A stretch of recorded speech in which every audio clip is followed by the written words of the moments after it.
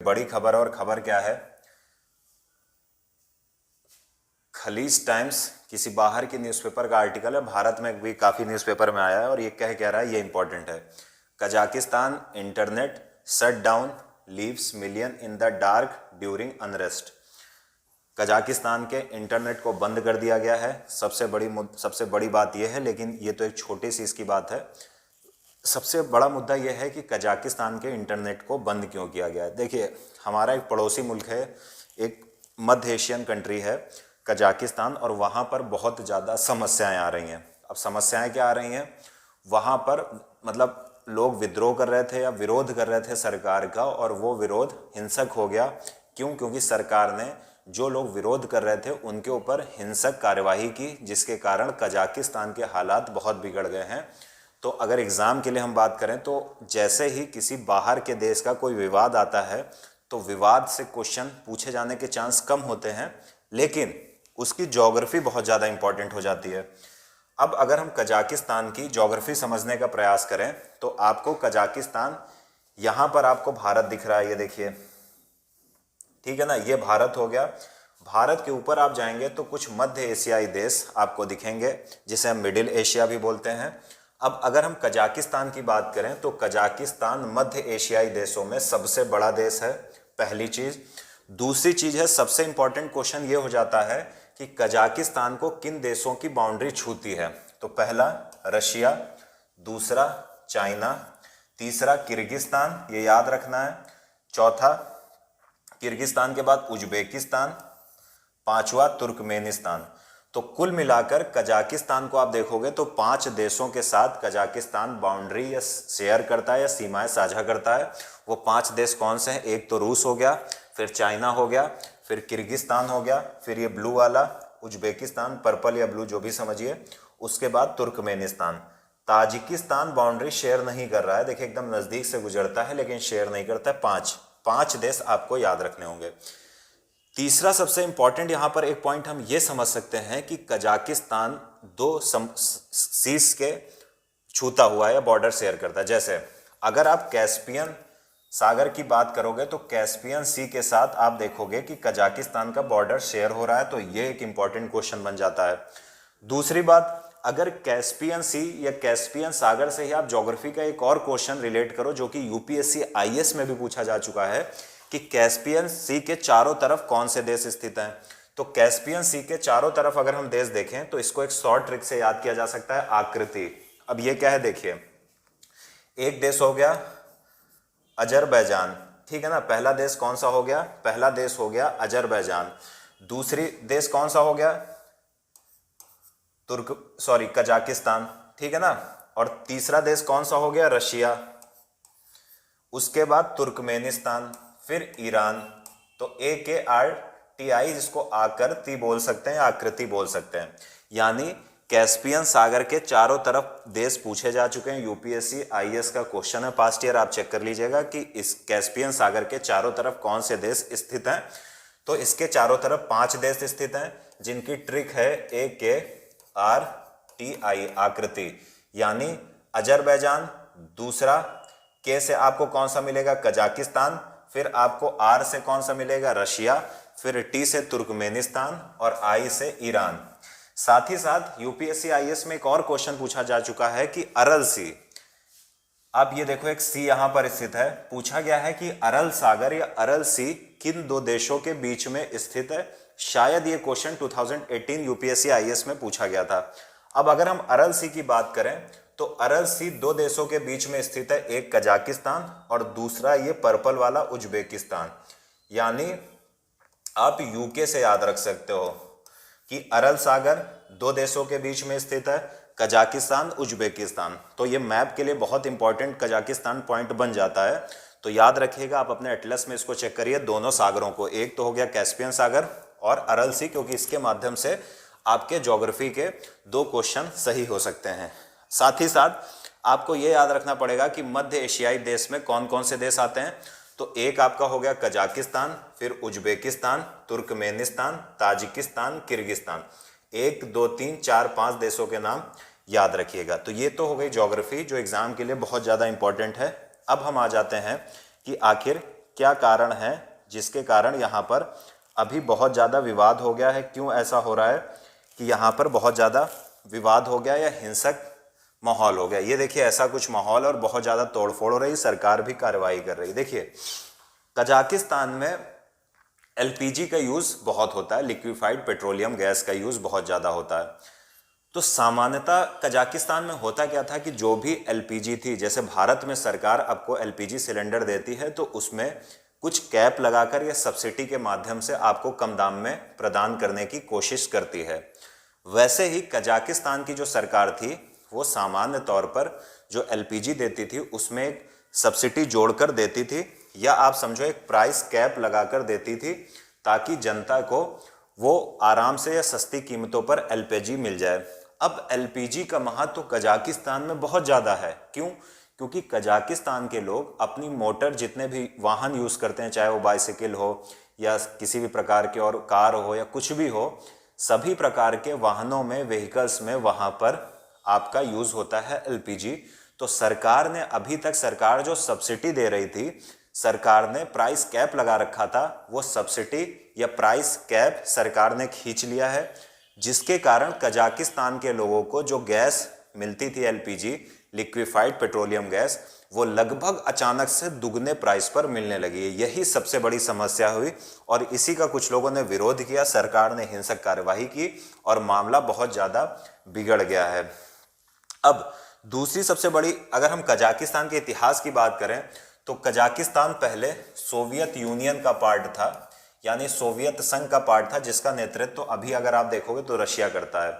पहले यहाँ पर एक बड़ा सा देश होता था जिसका नाम था सोवियत यूनियन, जिसमें रशिया भी शामिल था। ये सारे देश मध्य एशियाई शामिल थे। 1991 में मिखाइल गोर्बाचोव, जो रशिया के आप हेड समझ लो, स्टेट के हेड थे, उन्होंने रशिया का डिसइंटीग्रेशन कर दिया, यानी रशिया संभल नहीं पा रहा था आर्थिक रूप से, तो रशिया कई छोटे छोटे देश में सोवियत यूनियन टूट गया। सोवियत यूनियन के टूटने के बाद ये कुछ मध्य एशियाई देश सामने आए। साथ ही साथ सोवियत यूनियन की जो लेगेसी होल्ड की वो रशिया ने की, यानी सोवियत यूनियन का जो सबसे मजबूत और सबसे बड़ा देश निकलकर सामने आया वो आया रशिया। तो उम्मीद है इस चीज को आप समझ पाओगे कि रशिया सोवियत यूनियन का सबसे बड़ा देश निकलकर आया। अब हुआ क्या कि 1990-91 के बाद से, जब से कजाकिस्तान सोवियत यूनियन से अलग हुआ है, तब से वहाँ पर ऑटोक्रेसी है, या आप ऐसे समझो कि एक ही व्यक्ति के अंतर्गत सभी प्रकार की शक्तियाँ निहित हैं। एक ही व्यक्ति ने पूरे देश की सत्ता अपने में समा रखी है, पहली चीज़। दूसरी चीज़ क्या है, अभी तक यहाँ पर ऐसा कोई भी बड़ा विरोध देखने को नहीं मिला, या ये कहना गलत होगा कि बड़ा विरोध नहीं मिला। विरोध हुआ, लेकिन उसको बहुत ही बुरी तरीके से, जैसे कहीं 2011 या 12 की बात थी कि कुछ लोग विरोध कर रहे थे, सरकार ने उनको डायरेक्ट गोली से मरवा दिया, तो विरोध ही खत्म हो गया। तो हुआ क्या कि सोवियत यूनियन से अलग तो हो गए, लेकिन सबसे बड़ी समस्या ये आई कि वहाँ पर डेमोक्रेसी नहीं आ पाई है। और लोग, अभी जब एलपीजी का प्राइस बढ़ाया गया या प्राइस कैप हटा लिया गया, सरकार के द्वारा दी जाने वाली सब्सिडी हटा ली गई, तो वहाँ पर क्या हुआ कि सबसे बड़ी समस्या ये आ गई कि प्राइस अचानक से 2 गुना हो गया और लोग रोड पर आ गए। सरकार ने कुछ हिंसक कार्रवाई कर दी। अब लोगों ने डिमांड क्या की, लोगों की डिमांड क्या थी कि जो प्रेजेंट गवर्नमेंट है वो हटे, तो राष्ट्रपति ने सरकार को हटा दिया है। दूसरी लोगों की सबसे बड़ी डिमांड ये है कि हमारे देश में जो ऑटोक्रेसी थी, एक व्यक्ति के हाथ में सभी पावर है, उसको समाप्त करके डेमोक्रेसी लाई जाए। जैसे भारत एक डेमोक्रेटिक कंट्री है, लोकतांत्रिक देश है, वैसे ही कजाकिस्तान के लोग भी इस बात की डिमांड कर रहे हैं कि एक डेमोक्रेसी वाला देश बनाया जाए। डेमोक्रेसी की डिमांड कर रहे हैं, ताकि डेमोक्रेसी में हम सबको पता है कि सबके पास फंडामेंटल फ्रीडम होती है या फंडामेंटल राइट होते हैं। तो कजाकिस्तान के लोग अभी इसी बात की डिमांड कर रहे हैं कि भाई साहब डेमोक्रेसी लाइए, ऑटोक्रेसी नहीं चलेगी। तीसरी सबसे इंपॉर्टेंट डिमांड यह है कि ये जो प्राइस अचानक से एलपीजी के 2 गुने कर दिए गए हैं, इनको कम करिए। अब हम बात कर लेते हैं कि कजाकिस्तान की समस्या का महत्व क्या है पूरी दुनिया के लिए। तो पूरी दुनिया के लिए अगर हम इसका महत्व बताएं तो पहली बात तो कजाकिस्तान पूरी दुनिया का सबसे बड़ा लैंड लॉक्ड कंट्री है, भू आबद्ध देश है। मतलब कजाकिस्तान को आप देखोगे तो कजाकिस्तान का अगर सी गुजरना हो तो क्या कजाकिस्तान व्यापार कर सकता है, किसी महासागर में आ सकता है? नहीं आ सकता, छोटा सा कैस्पियन सागर लगता है, अरल सागर लगता है, जो यहीं पर समाप्त हो जाता है। कजाकिस्तान ना तो इंडियन ओशियन में आ सकता है, ना पैसिफिक ओशियन में आ सकता है, ना ही इसका कोई सिप अटलांटिक ओशियन में आ सकता है, इसलिए इसको बोलते हैं लैंड लॉक्ड कंट्री।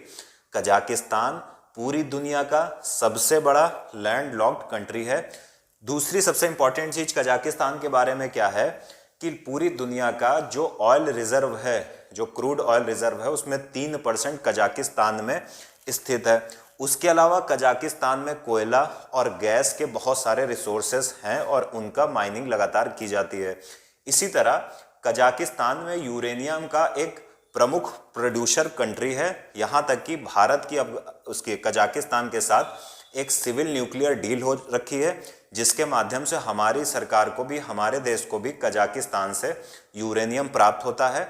उसका हम बहुत सारे क्षेत्रों में यूज़ करते हैं यूरेनियम का। साथ ही साथ अगर हम बिटकॉइन की बात करें तो कजाकिस्तान पूरी दुनिया में बिटकॉइन का दूसरे नंबर पर सबसे बड़ा माइनर है या प्रयोग करता है। तो उम्मीद है पूरी दुनिया के लिए आपने कजाकिस्तान का महत्व तो समझ लिया होगा कि नेचुरल रिसोर्सेज की दृष्टि से बहुत ही आप समृद्ध देश समझ सकते हैं कजाकिस्तान को। यहाँ पर यूरेनियम, यहाँ पर कोयला, यहाँ पर गैस, यहाँ पर क्रूड ऑयल, बहुत सारे रिजर्व यहाँ पर मिलते हैं। अब एक यहाँ पर ये इंपॉर्टेंट बात आपको याद रखनी है कि जो कजाकिस्तान के राष्ट्रपति हैं, उन्होंने एक CSTO से कहा है कि आप हमारे देश में शांति स्थापना करने में मदद करिए। CSTO क्या है? अगर हम CSTO की बात करें तो हमने सबने नाटो का नाम जरूर सुना होगा, नॉर्थ अटलांटिक ट्रीटी ऑर्गेनाइजेशन। तो जिस समय कोल्ड वॉर चल रहा था तो वहां पर आपने एक चीज देखा है कि अमेरिका ने एक नाटो बनाया, कुछ देशों का समूह बनाया नाटो। उसके खिलाफ या उसके विरुद्ध रशिया ने भी एक समूह बनाया और रशिया के समूह का नाम था कलेक्टिव, आप देखो, कलेक्टिव सिक्योरिटी ट्रीटी ऑर्गेनाइजेशन, यानी कलेक्टिव सिक्योरिटी ट्रीटी ऑर्गेनाइजेशन। ये 6 मेंबर का लगभग एक ग्रुप है, ऑर्गेनाइजेशन है। अब 6 मेंबर का ऑर्गेनाइजेशन का मतलब बाकी तो सब चिंटू ही चिंटू हैं, सबसे जो इसका हेड है वो है रशिया। तो जब कजाकिस्तान के राष्ट्रपति कलेक्टिव सिक्योरिटी ट्रीटी ऑर्गेनाइजेशन के देशों से कहते हैं कि हमारे देश में अपनी सेनाएं भेजिए या CSTO की सेनाएं भेजिए, तो साफ तौर पर यह समझा जा सकता है कजाकिस्तान के राष्ट्रपति रशिया से कह रहे हैं कि आप अपनी सेना हमारे देश में भेजिए। अब रशिया की सेना जो बता रही है वो ये कह रहे हैं कि हम वहां पर पीस की स्थापना या शांति की स्थापना के लिए जा रहे हैं। तो पहली बार ऐसा हुआ है कि CSTO के किसी मेंबर ने इस प्रकार की सहायता मांगी है। जो कजाकिस्तान देश है उसने सहायता मांगी है। अभी रशिया की सेनाएं, या आप उसको अगर अच्छे शब्दों में बोलना चाहते हो तो CSTO की सेनाएं कजाकिस्तान में पहुंच चुकी हैं as a peacekeeping force, जैसा कि बताया जा रहा है। अब अगर रशिया की बात हो तो दुनिया के चौधरी की बात ना हो तो ये संभव नहीं है। यूएसए के लिए, यानी United state of America, world power के लिए कजाकिस्तान का क्या महत्व है? देखिए, सबसे बड़ा महत्व ये है कि कजाकिस्तान में बहुत सारी यूएसए की कंपनीज ने, हमने देखा कि यहाँ पर नेचुरल रिसोर्सेज बहुत ज़्यादा पाए जाते हैं, जैसे कोल हो गया, गैसेज हो गई। तो यूएसए की कई कंपनियों ने कजाकिस्तान में इन्वेस्टमेंट कर रखा है। अब इस इन्वेस्टमेंट से फ़ायदा क्या है? इस इन्वेस्टमेंट से फ़ायदा यूएसए की कंपनीज को होता, लेकिन इन्वेस्टमेंट अगर कहीं पर शांति नहीं है, पीस नहीं है, तो इन्वेस्टमेंट को नुकसान होता है। क्यों? क्योंकि कोई काम अच्छे ढंग से संभव नहीं है। अगर कहीं पर हिंसा हो रही है तो आप कैसे माइनिंग करोगे कोल की? तो यूएसए के लिए एक बड़ी चुनौती है। दुनिया के सभी देश, चाहे यूनाइटेड नेशन हो या ब्रिटेन हो, फ्रांस हो, यूएसए हो, इस बात पर जोर दे रहे हैं कि कजाकिस्तान में शांति की स्थापना की जाए। तो उम्मीद है इस न्यूज़ के सारे डायमेंशंस आप समझ पाए होंगे। हमने देखा इसका इम्पोर्टेंस क्यों हुआ, फिर हमने इसकी ज्योग्राफी को भी कवर कर लिया है। तो उम्मीद है आप समझ पाए होंगे। फटाफट मैसेज कर दो।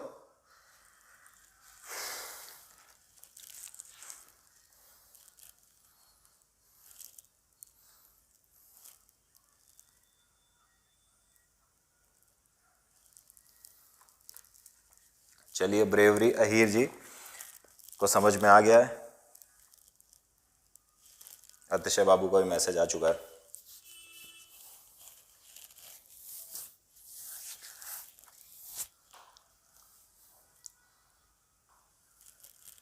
चलो भाई, अनुप्रिया, अतिशय और अहीर जी का मैसेज आ चुका है। अब हम देखते हैं कि नेक्स्ट खबर कौन सी है जिसका आप सब इंतज़ार कर रहे होंगे, और वो खबर क्या है उसके लिए एक पहले से थोड़ा सा बैकग्राउंड आपको बताना पड़ेगा। मैं 1 मिनट पानी पी लेता हूँ।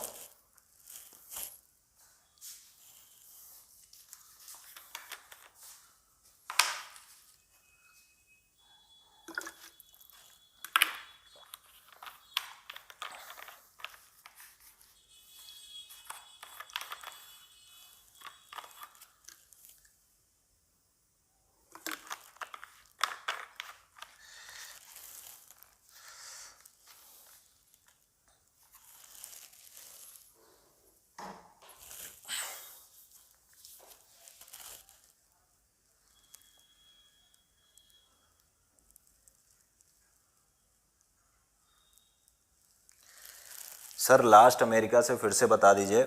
चलिए भाई, लास्ट अमेरिका से यह है कि कजाकिस्तान में अमेरिका का क्या हित छुपा हुआ है, क्या कजाकिस्तान में अमेरिका को लाभ होता है।